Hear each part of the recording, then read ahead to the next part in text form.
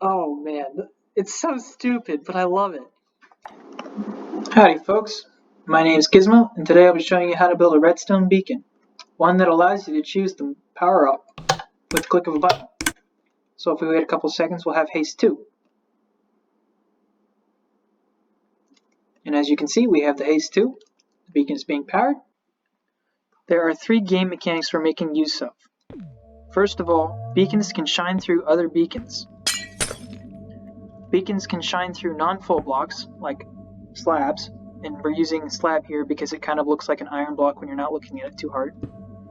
And beacons will remain with their ability if you remove part of their base and you put it back together. So here's one of the modules inside this build, with a small manual example on top. To turn a beacon on, we have to slide a beacon base cross-section in. To turn the beacon off, we're sliding the cross-section out.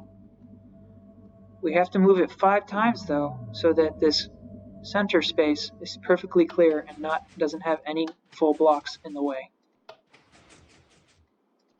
See, now it's perfectly clear, so that lower beacon can be activated. The module does this using pulse counting, or what I'm calling pulse counting. This lectern here gives off a signal strength of 5 whenever this observer detects a change in the selector line.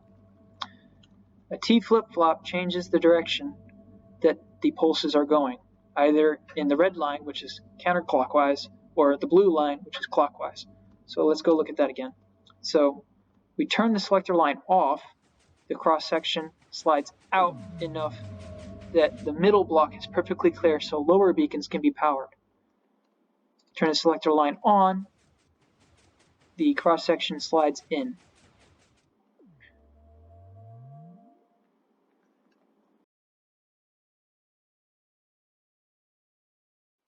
Here I've laid out all the different components of this build by themselves.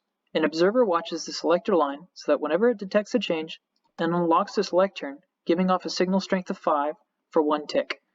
That signal strength goes around this comparator clock and is decreased by 1 each time. So if we flick it, 5, 4, 3, and so on. Each time the observer detects a change in the selector line, it flips this T flip-flop, which sends the pulses either along the red line or the blue line, counterclockwise or clockwise. There's 2 ticks of delay between each of these different pistons, so that if we pulse this one first, 2 ticks later we pulse this one, then this one, then this one. 8 ticks total before we can pulse that first one again, which is why there's 8 comparators. We're using a Mizuma Games selector panel, available at that link or in the description. What really gets me is the fact that the selector panel is as big as the beacon base. Like, I mean, look at the size of this thing. It's as big as the beacon base, and it does the same thing as if I went here and I put in a gold ingot and then I selected the. Oh man, it's so stupid, but I love it. As always, I only make original content, so if you subscribe, this is the kind of content you'll see. Something that doesn't exist on the internet. Take care. Thanks. Bye.